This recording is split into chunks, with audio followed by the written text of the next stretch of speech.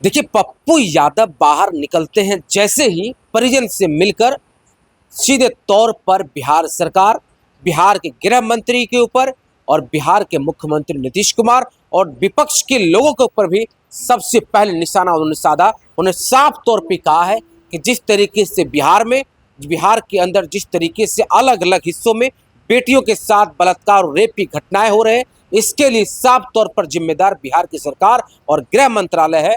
क्योंकि अगर पुलिस में अगर अगर देख लीजिए, जिस तरीके से पहले उन्होंने जिक्र किया, उन्होंने कहा कि देखिए बालिका गृह कांड हुआ, सीबीआई को सौंपा गया, क्या हुआ उससे?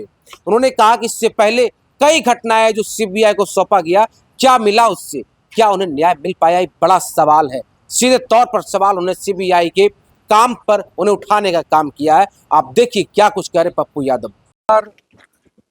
बिहार में दरिंदों के द्वारा दिल्ली में भी एक दिन में 35-55 बच्चियों का गायब होना और बिहार से भी स्टेशन और कई जगहों से बच्चे और बच्चियों का गायब होना। सत्येंद्र राय की बच्ची के साथ जिस तरीके से बेरहमी के साथ मारा गया, आप लोग से कुछ भी छुपी नहीं है।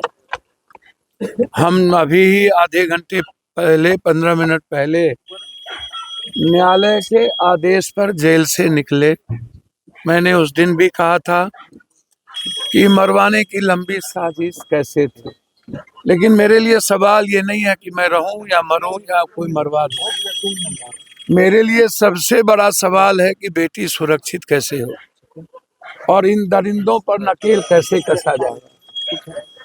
दूसरा सबसे बड़ा सवाल ये है कि इकबाल खत्म क्यों हो गया है, डर अपराधी और बलात्कारियों के भीतर क्यों नहीं है।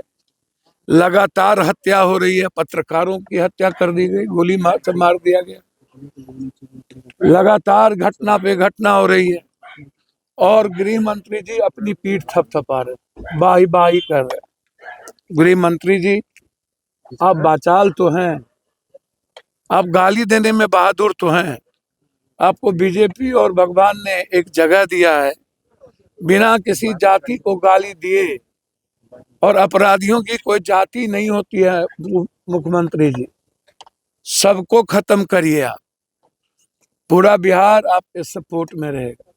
लेकिन आप तो कायर आदमी हैं, आप डरते हैं। एक साधारण सा पप्पू यादव से आपका प्रशासन डर जाए तो आप साजिश कर ही सकते हैं।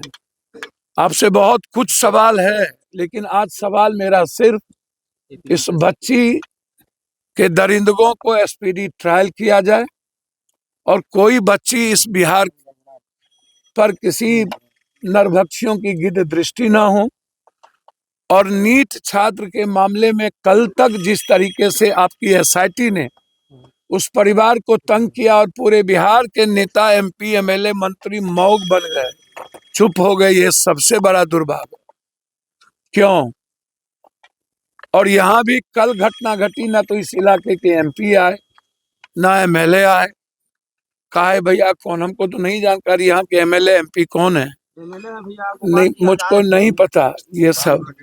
लेकिन इतनी बड़ी घटना के बावजूद नहीं आना, इससे बड़ा दुर्भाग्य कुछ नहीं हो सकता। मुझे भरोसा नहीं है, जो भी हो गाली गलौज देने से पहले न्याय के लिए लड़ने की हिम्मत कर ले। जो विधायक है, गाली तो बहुत देते हैं, आप ही पे कटाक्ष कर रहे थे। हाँ, तो जब वो मर रहे थे और उनको जब पारस मार रहा था तो अकेले हम ही देखने गए थे और मैंने बड़े भाई की तरह उनकी दुआ की। वो कितना गाली देंगे और कितना कौन गाली दे रहा है, मेरे लिए वो सवाल नहीं है। लेकिन मैं इतना जरूर कहूंगा कि अपनी जिम्मेदारी को सब निभाए, तो फिर पप्पू यादव को सच बोलने की जरूरत क्या पड़ेगी और हमें आने की क्या जरूरत होगी। हम जेल से निकले थे, बीमार हैं, कल स्पीकर से हमें मिलना है, सुबह 10 बजे हमें जाना है, तो हम चुपचाप अपने घर जाते। हमें चोट लगी हुई है, लगातार पीएमसीएच में भी हमें मरवाने की कोशिश की, उस रात भी हमको मरवाने की कोशिश की। तो इसीलिए हमें लगा कि मेरी बेटी मेरे लिए प्राथमिकता है। हम उम्मीद करते हैं न्याय मिले और इस परिवार के लिए आर्थिक व्यक्तिगत जितनी मदद हो सकती है पप्पू यादव की तरफ से होगी। फिर नया केस में नहीं लोग फंसाने का डर लग रहा है, फिर पहुंच गए, फिर नया केस में कोई फंसा दे। अच्छा एक बात बोलूं मैं आपको, हम मरेंगे या कोई मरवाएगा हम जानते हैं क्या? सच को मरवा के दबाइएगा? हाँ भैया, 5 केस में तो इन्होंने 17, 19, 20 सब केसों में तो फंसा के देख ही लिया। न्यायालय जब तक जिंदा है और जनता और आप लोग जब तक जिंदा है, मीडिया, लॉयर और खास तौर पर न्यायालय और जनता, तब तक हम डर तो अब लगता है कि सच बोलूं कि नहीं।